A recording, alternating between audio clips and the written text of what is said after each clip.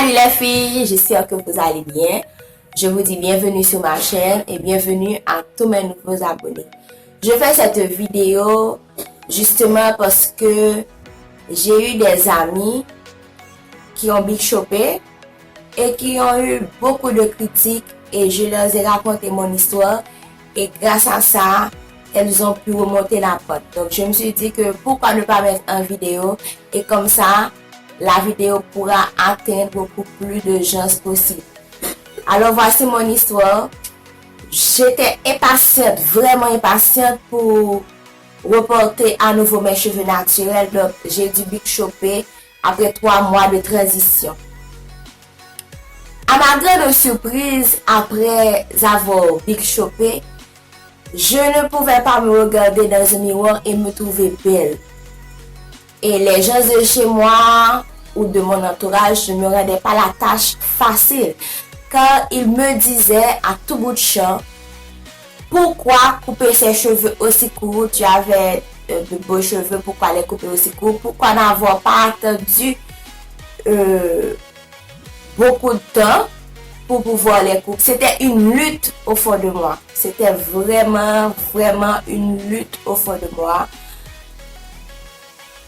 Même moi-même, je me disais, qu'est-ce que j'avais fait? Qu'est-ce que je venais de faire?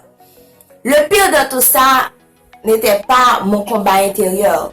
Mon combat intérieur me ravageait et me faisait déjà me sentir mal.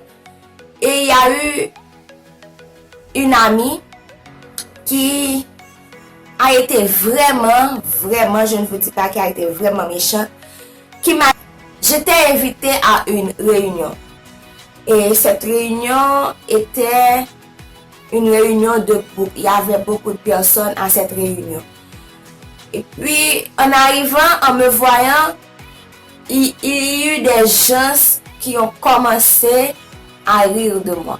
Ils riaient. Et je me suis approchée d'eux pour leur demander, mais qu'est-ce que vous avez? Pourquoi vous riez autant? Partagez avec moi pour pouvoir rire également. Et il y a une amie qui m'a répondu et m'a dit, nous sommes en train de rire de toi parce qu'on voit que tu es vraiment laide avec cette coupe à la garçonne et que cette coupe ne te va pas. Et de plus, elle m'a lancé ça comme ça en plein visage. Je vais répéter exactement les mêmes mots qu'elle m'avait dit. Elle m'avait dit, on voit que tes cheveux ressemblent à des poils de chien qui ont été mouillés dans de l'eau chaude. Et là, tout le monde riait de moi. Sauf moi. Bon, je leur ai demandé de partager avec moi pour pouvoir rire, mais là, vous pouvez imaginer que, sincèrement, je ne pouvais pas rire de ça. Je me suis sentie rabaissée. J'étais vraiment choquée et je voulais l'étrangler. Je ne vous... Ce que j'ai fait, je voulais cacher ma honte, cette humiliation. J'ai respiré, j'ai gardé le calme. Et je crois que c'était la meilleure chose à faire. J'ai gardé le calme. Et j'ai assisté à la réunion contre mon gré. Parce que je me sentais vraiment mal. Et tout au cours de la réunion, des gens me lançaient des coups d'œil bizarres. Je ne sais pas, ils parlaient entre eux et me regardaient. Donc quand la réunion s'est terminée, je me suis faufilée chez moi. Là, j'avais commencé à pleurer. Et en pleurant, une voix intérieure m'a dit, mais non, arrête de pleurer. Tu as fait cela pour toi-même. Tu as big shopé pour toi-même, pour ta santé, pour être libre. Donc, n'aie pas peur de porter ta coupe. Et donc, prends soin de tes cheveux. Et là, tes cheveux vont pousser. J'ai pris mon laptop, j'ai monté sur le net. J'ai été sur YouTube toute cette nuit-là pour regarder des vidéos d'autres filles qui se sont big shopées et regarder leur évolution, regarder également les soins qu'elles faisaient.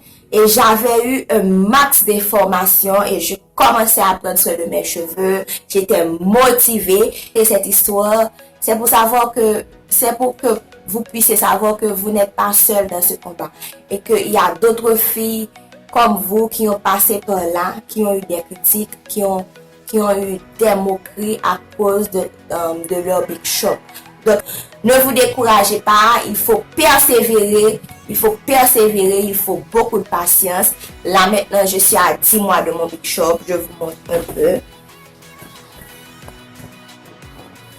Là, c'est mon afro-pof.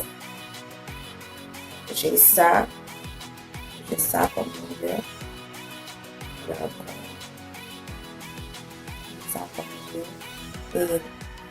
Je n'ai pas les cheveux jusqu'au dos, je n'ai que 10 mois, j'ai big shopé le 16 janvier de cette année-là.